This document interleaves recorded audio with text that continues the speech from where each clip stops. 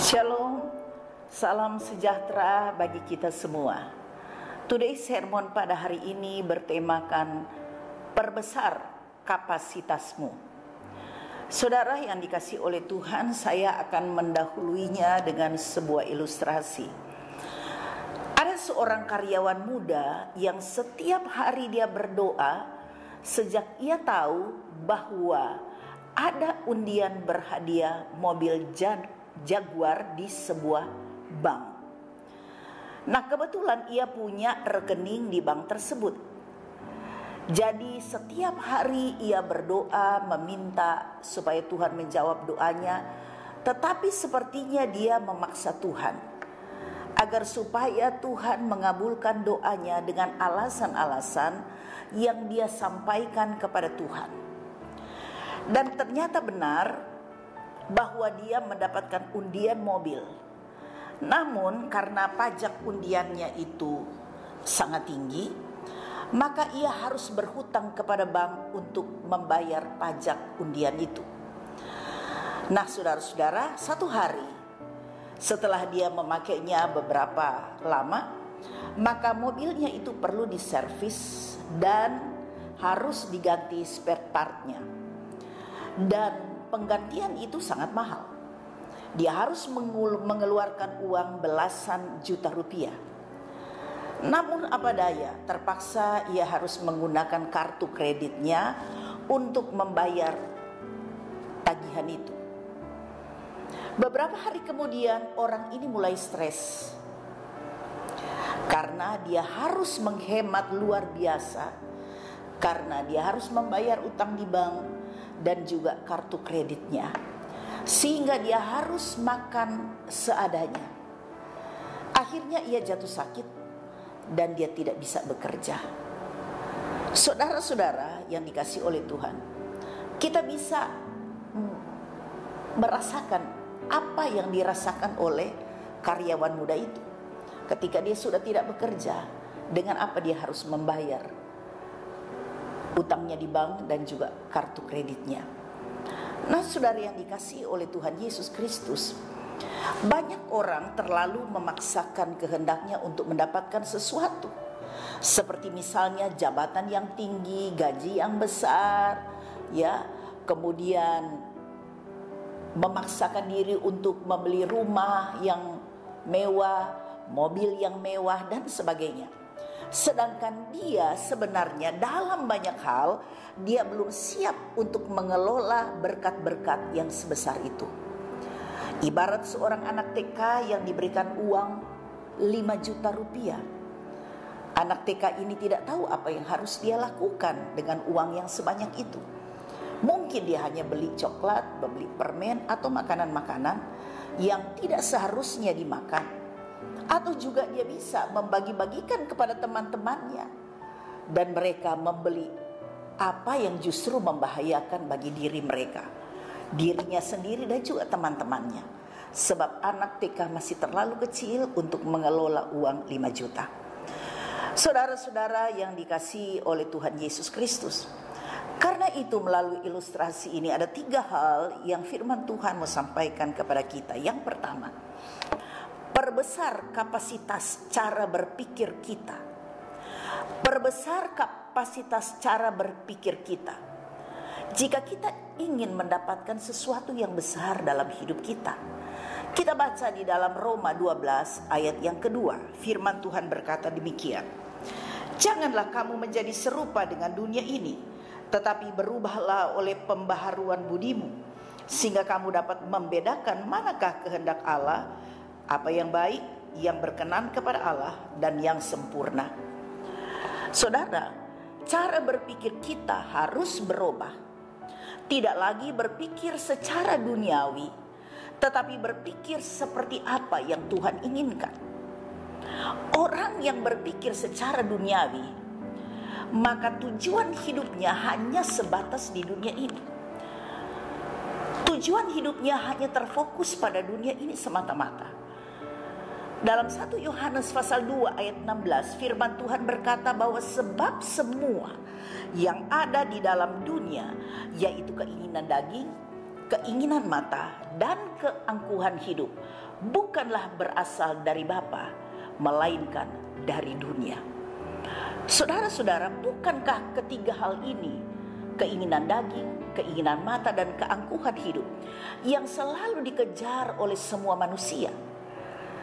Dan ketiga hal ini juga lah yang sangat banyak menghancurkan kehidupan manusia.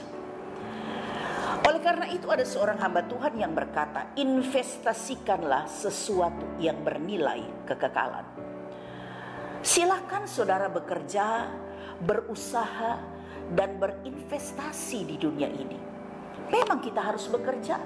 Firman Tuhan berkata berdoa dan bekerja. Tetapi jangan lupa, ada yang lebih penting yang kita harus investasikan, yaitu sesuatu yang bernilai kekekalan. Kalau kita ingat kata-kata Tuhan Yesus di dalam Injil Matius 6 ayat 33, Tuhan Yesus berkata, tetapi carilah dahulu kerajaan Allah dan kebenarannya, maka semuanya itu, apa yang kita butuhkan untuk hidup kita di dunia ini, akan ditambahkan kepadamu. Jadi perbesar dulu kapasitas cara berpikir kita dengan mengutamakan Tuhan di atas segala-galanya, mencari Tuhan, mencari kerajaannya dan kebenarannya. Maka apa yang kita butuhkan, Tuhan tahu, memberikan bahkan menambahkan kepada kita. Saudara-saudara, cara berpikir yang berubah, maka kita bisa membedakan mana kehendak Tuhan, apa yang benar dan yang sempurna. Oleh karena itu kita harus merubah paradigma atau sudut pandang kita sama seperti yang Tuhan kehendaki, sehingga kita tidak salah dalam bertindak dan kita tidak salah untuk mengelola berkat-berkat Tuhan itu dengan benar, dengan baik selama kita hidup di dunia. Hal yang kedua yang Tuhan mau sampaikan kepada kita, selain kita memperbesar kapasitas cara berpikir kita, maka yang kedua, perbesar juga kapasitas iman percaya kita kepada Tuhan. Bagaimana caranya?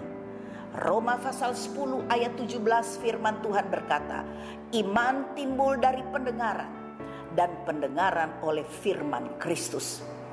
Saudara, semakin banyak kita dengar firman Tuhan, semakin kita banyak membaca dan merenungkan firman Tuhan, maka iman kita juga akan bertumbuh dan iman kita itu semakin hidup. Iman seperti inilah yang akan membuat kita siap untuk menerima sesuatu yang besar, dan kita siap untuk mengelola dengan benar semua yang Tuhan percayakan bagi kita selama kita ada di dunia. Bahkan kita siap menghadapi apapun dengan kekuatan Tuhan, sebab firman-Nya itu ada di dalam hidup kita. Di dalam kitab Mazmur 1 ayat 2 sampai ayat 3, saya hanya mengambil intinya saja. Firman Tuhan berkata, orang yang berbahagia adalah orang yang kesukaannya adalah Taurat Tuhan, dan yang merenungkan Taurat itu siang dan malam. Apa saja yang diperbuatnya berhasil. Saudara-saudara yang dikasihi oleh Tuhan, hal yang kedua, perbesarlah kapasitas iman percayamu. Dan hal yang ketiga, perbesar kapasitas hatimu. Perbesar kapasitas hati kita. Amsal pasal 4 ayat 23 firman Tuhan berkata, jagalah hatimu dengan segala kewaspadaan, karena dari situlah terpancar kehidupan. Saudara-saudara, menjaga hati kita sesuai kehendak Tuhan, maka dari dalam hidup kita, dari dalam hati kita, dalam pikiran kita, itu akan terpancar kehidupan. Artinya, kita diberikan hikmat untuk dapat menjalani kehidupan kita dengan memanage hidup dengan benar, sehingga kita tidak mudah terpancing, kita tidak mudah tergoda dengan hal-hal yang bisa menjerumuskan kita dan menghancurkan hidup kita, sehingga kita bisa menikmati segala berkat-berkat Tuhan dan dapat menyalurkan berkat-berkat Tuhan itu juga kepada orang lain, sehingga kita juga memberikan atau menghidupkan orang lain. Jaga hati dengan segala kewaspadaan.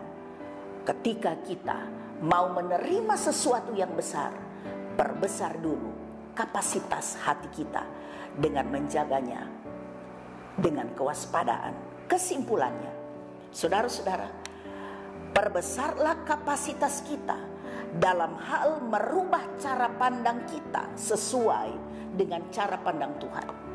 Nah, hal yang kedua, perbesar juga kapasitas iman kita supaya iman kita bertumbuh dan hidup. Dan yang ketiga, sekali lagi, perbesarlah kapasitas hati kita yang selalu kita jaga dalam segala kewaspadaan.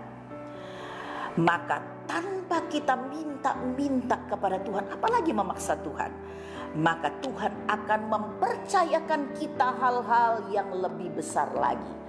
Karena itu, di dalam 1 Korintus 2 ayat 9, firman Tuhan berkata, apa yang tidak pernah kamu dengar, tidak pernah kamu lihat, tidak pernah kamu dengar, dan tidak pernah timbul dari dalam hati, itulah yang Tuhan berikan kepadamu bagi setiap orang yang mengasihi Tuhan.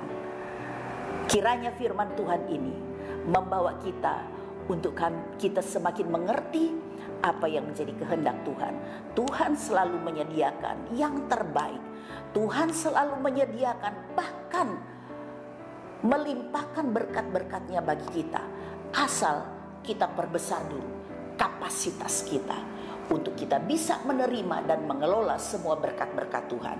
Kiranya Tuhan Yesus memberkati kita semua. Puji Tuhan. Mari kita berdoa. Terima kasih Tuhan buat firman-Mu. Hamba telah selesai menyampaikan firman-Mu, tetapi biarlah Roh Kudus akan menerangkan lebih jauh bagi setiap saudara-saudara kami, umat Tuhan, jemaat Tuhan yang telah mendengarkan firman Tuhan. Kami begitu yakin bahwa Tuhan menyediakan semua yang terbaik dalam hidup kami. Karena firman Tuhan berkata, tetapi carilah dahulu kerajaan Allah dan kebenarannya, maka semua yang kami butuhkan akan ditambahkan kepadamu. Terima kasih Tuhan buat firman-Mu. Kami yakin dan percaya janji-Mu itu ya dan amin. Apa yang Tuhan sampaikan pasti akan digenapi.